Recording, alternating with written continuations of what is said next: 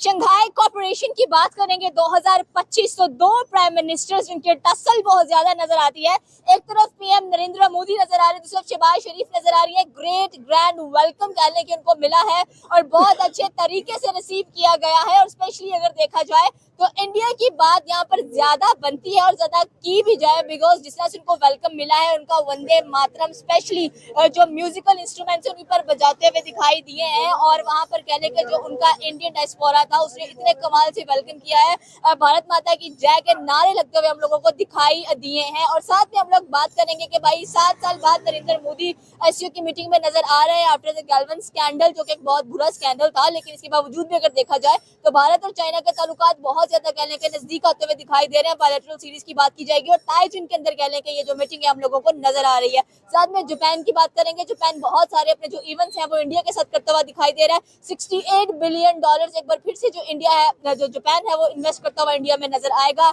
जैसे कि पहले तो बुलेट ट्रेन गिफ्ट की गई, फिर एक और बुलेट ट्रेन की बात की जा रही है। और स्पेशली अगर देखा जाए तो ईवी सुजुकी वगैरह का लेके गुजरात के अंदर लॉन्च की गई है जापान की मदद से। जापान बहुत ज्यादा मेहरबान हो रहा है और इंडिया बहुत जल्द अपकमिंग थर्ड इकोनॉमी बनता हुआ दिखाई दे रहा है।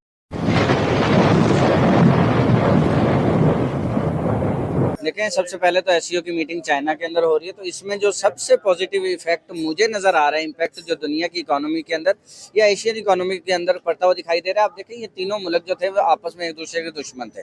आपस में इन दैट केस हम कह सकते हैं कि इंडिया है तो उसके अगेंस्ट पाकिस्तान और चाइना दोनों ही थे। नो डाउट इंडिया की ट्रेड दोनों के साथ चलती थी, इसके साथ चाइना के साथ भी चल रही थी। आप देखें, इंडिया और अफगानिस्तान एक साइड पे हो जाते हैं, यहाँ से पाकिस्तान और चाइना एक साइड पे हो जाते हैं, ठीक है। लेकिन एससीओ की मीटिंग के अंदर चाइना की तरफ से मेरे ख्याल में पॉजिटिव इकदाम ये है कि नरेंद्र मोदी और शहबाज शरीफ को एक प्लेटफॉर्म के ऊपर इकट्ठा किया जा रहा है, ठीक है। और आप देखें, रिसेंटली जंग भी हुई है, हालात बड़े कशीदा भी हुए हैं, क्रिकेट के अंदर भी हमें बहुत सारा नुकसान इसकी सूरत में देखने को मिला। लेकिन एंड रिजल्ट क्या निकलता है कि आप देखें कि ठीक है कि हालात पॉजिटिविटी की तरफ जा रहे हैं, उसकी ज़रूरत भी है। आप देखें कि दोनों ममालिक के अंदर जिस तरह की कशीदगी पाई जा रही है, आप देखें कुदरती आफात और ये सारा कुछ पाया जा रहा है, तो इसमें बेहतर है कि आप अपनी जंगो-जदल भूल के आप जो है वो एक पॉजिटिव लाइन की तरफ आएँ, ठीक है। तो मेरे ख्याल में एससीओ की जो मीटिंग है उसके अंदर जो है वो चाइना एक अच्छा पॉजिटिव किरदार अदा कर रहा है। अब बात करते हैं इसके ऊपर के मतलब वहाँ पे ग्रैंड वेलकम जो देखने को मिला। आप देखें, नरेंद्र मोदी नो डाउट के वो जहाँ पर भी नरेंद्र मोदी लैंड करते हैं आपको देखा होगा कि बहुत सारे इनको सिविलियन अवार्ड से भी नवाजा जाता है, एंड स्पेशली जिनका कल्चर है उसके थ्रू ही उनको इनवाइट किया जाता है। लेकिन मैं वही बात करने लगा था कि देखें, जितनी बड़ी इंडिया इकोनॉमी है, हर कोई उसके साथ हाथ तो मिलाना चाहेगा। अब देखें, चाइना जो है वो इतना बड़ा एक हरीफ उसके साथ बिल्कुल बैठा हुआ हमसाया मुल्क, इतनी बड़ी इकोनॉमी वो क्यों छोड़ेगा।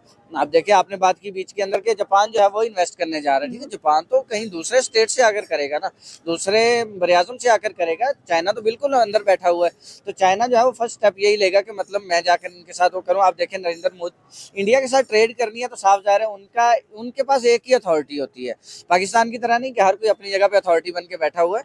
तो मतलब इंडिया है वहाँ पे वजीर आजम के पास प्रॉपर जो है वो अथॉरिटी प्रोटोकॉल। पहले भी जब गए थे कह लें कि चाइना के अंदर इसी साल हमें नजर आए थे तो पाकिस्तान और इंडिया की कुछ बनती हुई दिखाई नहीं देखी। यहाँ पर क्या लग रहा है कि दोनों के स्टांसेस को कुछ ज्यादा इंपॉर्टेंस दी जाएगी। इंडिया तो डेफिनेटली अपना स्टांस सामने रखेगा और उसके स्टांस को इंपॉर्टेंस भी दी जाती है। हाँ, तब ख्वाजा आसिफ गया था मेरे ख्याल, वजीर खारजा वजीर दिफा जो है पाकिस्तान का, और इंडिया के भी वजीर दिफा थे।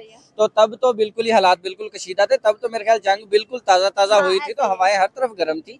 लेकिन अब ये पॉजिटिव इकदाम है। आप देखें, शहबाज शरीफ और नून लीग का वैसे भी इनके ऊपर एक इल्ज़ाम कह लो या एक पॉजिटिव बात जहाँ तक मुझे लगती है वो ये है कि मतलब इंडिया के साथ इनके ताल्लुकात अच्छे ही रहते हैं।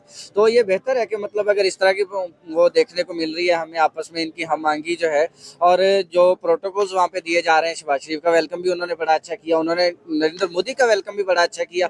एससीओ की मीटिंग अच्छी रहेगी। शहबाज शरीफ का बयान है कि मतलब हम बायलैटरल जो ताल्लुकात हैं उसके ऊपर बात करेंगे, तो ये अच्छा है दुनिया के लिए, पाकिस्तान के लिए, स्पेशली एशिया के लिए और पाकिस्तान इंडिया दोनों के लिए, कि मतलब आपस के ताल्लुकात ठीक हो ताकि ट्रेड स्टार्ट हो और जो एक महंगाई का तूफान और आवाम जो पिस रही है ना, उससे जरा छुटकारा मिलेगा। आपकी बात बिल्कुल सही है। यहाँ पर जापान का थोड़ा सा डिस्कशन करते हैं कि जापान के बड़े स्ट्रॉन्ग टाइज नजर आ रहे हैं हमें इंडिया के साथ। और जिस तरह से कह लें कि बुलेट ट्रेन की बात की जाए तो एज ए गिफ्ट भी दी जाती हैं। फिर और बुलेट ट्रेन की बात की जाती है, फिर सुजुकी वायतारा कह लें कि गुजरात के अंदर लॉन्च की जाती है ईवी व्हीकल्स की अगर बात की जाए। तो यहाँ पर कल्चरल टाइज हमें बड़े स्ट्रॉन्ग कनेक्टिंग नजर आ रहे हैं between the Japan and India. और जापान में $68 बिलियन की जो इन्वेस्टमेंट करने जा रहा है वो इसलिए कर रहा है क्योंकि $550 बिलियन की जो इन्वेस्टमेंट थी वो अमेरिका को देने जाते हैं, लेकिन अमेरिका के साथ खुश जापान नजर नहीं आ रहा। मैं वही कहने लगा था कि देखें, अगर आप हाफ ये सवाल करती तो मैं उसी तरफ जाता कि देखें अमेरिका के साथ जो ताल्लुकात है ना, या ट्रंप के साथ कह लो, स्पेशली आप देखें ट्रंप ने इंडिया के साथ जो कुछ करने का तहैया कर रखा था, ठीक है, उसका अब देखें साइड इफेक्ट आना शुरू हो गया। मेरे ख्याल 3-4 महीने हुए हैं, उसी के अंदर आप देखें जापान जो है वो अमेरिका से, यूएसए से अपनी जो है वो जो इन्वेस्टमेंट है वो उठा रहा है। और फेवर किसको कर रहा है जाकर? इनको, इंडिया को। पहले उनके अंदर आप देखें, और बुलेट ट्रेन का भी उनके अंदर मौजूद है, उसके बाद बाकी जो इन्वेस्टमेंट है, या अब वो मजीद भी इंडिया को ये है वो जेस्चर दे रहे हैं कि आप अगर थर्ड इकोनॉमी बन जाते हैं तो हम आपके अंदर मजीद भी इन्वेस्ट करेंगे। तो मेरे ख्याल में जो डोनाल्ड ट्रंप ने स्टार्ट किया था ना कि इंडिया के ऊपर मैं इतना टैरिफ लगा दूंगा, फलां चीज कर दूंगा, दबो के रख दूंगा और सारा कुछ, आप देखेंगे आप टेस्ला को वहां से उठाने के दर पे थे, उसके बाद आप आईफोन को वहां से उठाने के दर पे, लेकिन वो दोनों तो नहीं उठे। इवन जापान अपनी इन्वेस्टमेंट खुद से तो कर ही रहा है, आपसे उठा के भी वहां पे कर रहा है। रशिया जो है उसको आप कह रहे थे कि मतलब इंडिया को कह रहे थे कि रशिया से ऑयल ना खरीदो, ठीक है, लेकिन उन्होंने वो खरीदा आप उसको। ये बड़ी अच्छी बात कही आप।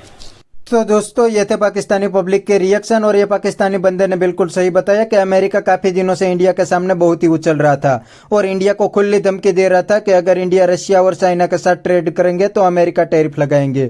लेकिन इंडिया ने अमेरिका की एक भी नहीं सुनी, उल्टा अमेरिका को मुंह तोड़ जवाब दिया, क्योंकि आज इंडिया भी एक सुपर पावर बनने की रेस में आ गया है। आज इंडिया की इकोनॉमी दुनिया की 4th लार्जेस्ट इकोनॉमी है, इसीलिए अमेरिका तो क्या, दुनिया की कोई भी कंट्री इंडिया को इग्नोर नहीं कर सकते। और दोस्तों दूसरी सबसे बड़ी बात, इंडिया ने पूरी दुनिया के सामने प्रूव कर दिया है कि इंडिया की फॉरेन पॉलिसी इंडिपेंडेंट है, उसमें कोई भी कंट्री इंटरफियरेंस नहीं कर सकते। वरना काफी दिनों से American president Donald Trump India के सामने कुत्ते की तरह भौंक रहे थे और खुली धमकी दे रहे थे कि अगर इंडिया रशिया से सस्ता ऑयल लेंगे तो अमेरिका टैरिफ लगाएंगे। और अब तो अमेरिका ने टैरिफ भी लगा दिया है, फिर भी इंडिया ने अमेरिका की एक भी नहीं सुनी और आज भी रशिया से सस्ता ऑयल ले रहे हैं। तो इंडिया के लिए ये एक बहुत बड़ा प्लस पॉइंट है, क्योंकि इंडिया ने अपनी फॉरेन पॉलिसी इंडिपेंडेंट है ऐसा पूरी दुनिया के सामने प्रूव कर दिया है। इसीलिए तो ये पाकिस्तानी भी इंडिया की तारीफ करने लगे हैं। तो बस दोस्तों आज के वीडियो में इतना ही। ये थे पाकिस्तानी पब्लिक के रिएक्शन। अगर आपको ये वीडियो पसंद आया तो वीडियो को लाइक शेयर कर दीजिए और चैनल को सब्सक्राइब करना मत भूलिए। थैंक यू, मिलते हैं नेक्स्ट वीडियो में।